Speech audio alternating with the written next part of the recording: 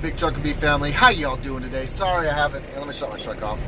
Sorry I haven't been making any videos. I have just been busting my ass, rolling, making money, But let's talk about scandalism with brokers and making money. Here we go.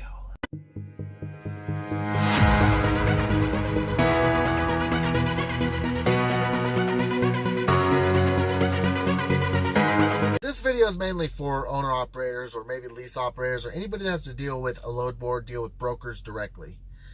Brokers, I don't know where it went wrong. There was a time when truck drivers didn't need brokers. They can just get their own loads and go. It could have been the increase in the freight industry from Amazon or online shopping, and just in general from population growing.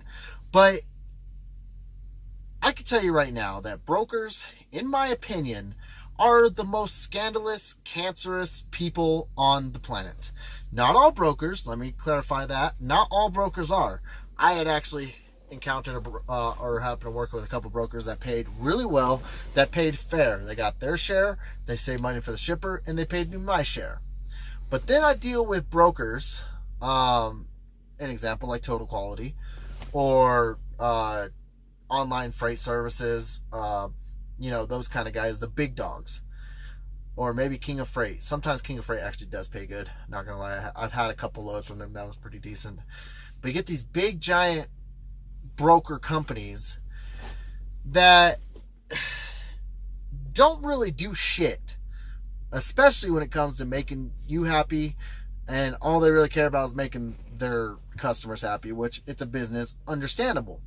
But to throw a driver, whether it be van, flatbed, whatever, out on the road, calling them constantly 24/7, like just nonstop, even though they have a macro, and this isn't just with those three, this is actually just with any type of broker that does this, and then they only pay for flatbed $1.50, $1.70 a mile, when the average rate should go for $3 a mile, period. Now, I understand some places maybe $2.50. Hell, the lowest you should ever go in flatbed should be $2. That should be the lowest. And that is just bare minimum. Never take a load that's paying $1.50, $1.75, $1.85, because you can get fucked. And the fact that these brokers have actually have the balls to charge somebody for, or not charge somebody, they only want to pay a certain amount, a certain little amount to get a driver from point A to point B. My problem with brokers is no negotiation. And when there is, it's maybe $100, $200. And if you're lucky, you'll get that extra $500 or $1,000. If you're lucky. And some brokers put out a fair rate. I had seen a post from Virginia to New York. It was 445 miles, paying $455 a mile, $2,025. Wow. Perfect. That's a great rate. That's an amazing rate. And it was an easy load. It's like some trailers or whatever. But you get loads like mulch or just something that you have to, mulch, I just use an example, just any type of other load that's not an easy load that you have to tarp and go 2,000 miles paying $1.80 a mile. What the fuck? We're out here as drivers busting our ass every day away from families, especially owner-operators. You have to pay for that fuel. You have to pay for your maintenance. You got to pay for your taxes. You got to pay for your IFTA. You got to pay for your insurance. Brokers don't pay for shit. They have their insurance. They do. They have some, I know they have their own broker's insurance or whatever. But really, what fucking effort do brokers have that they have to charge, that they have to hold so much money from drivers? When are drivers going to stop taking cheap freight and actually buck up a little bit, stiffen up the upper lip, and fucking tell them no? Because the more drivers that tell them no instead of taking this cheap shit, the more that brokers will realize, oh, well, if we can't get nobody to take it, because they have to push it. They have to push it by a certain time. They set this load time. They have to push it. So when you take a cheap load, you're letting them win. Every driver that takes a cheap load, even to get out of somewhere, you're letting them win. Partials. All right, that's a whole different story though with partials. Partials are really cheap. But there's a reason they're cheap, because they have time to fill your trailer. They give you time to fill your trailer. You're not rushed. They're pretty easy. They're pretty simple. You can build your trailer up to get an average $3 to $4 a mile, and you can just keep building your trailer up after you deliver a load. Partials you can make quite a bit of money on. But when you're talking about a full load, like I said, bare minimum, and you shouldn't even accept it, but minimum just to get out of like places like Colorado, Nevada, Arizona. I don't go to California, Oregon. I don't know how the rates are over there, but just excuse me. Just in some of those areas, $2 a mile. Just some of those areas.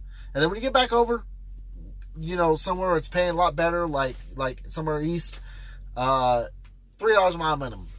But no, these brokers, these big giant broker companies want to take advantage. And then the most fucked up thing about it is the 30-day pay. Some have same-day pay, which is pretty nice. But the 30-day to 60-day to even 90-day pay is bullshit. All right? You're supposed to get paid for your fucking job. If you work a week, you get paid that fucking week.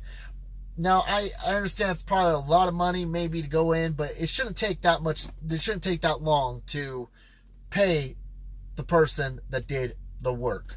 And then for you brokers that don't fucking pay, that have bad credits, fuck you guys. You guys make the entire situation way worse, and you ruin the trucking industry. So I'm going to ask again, what went wrong? Where did this trucking industry go that had us taking cheap freight, barely surviving, nickel and diming us every fucking day?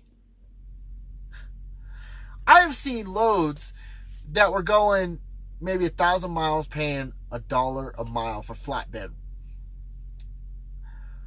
Who has the audacity to pay that low for a load?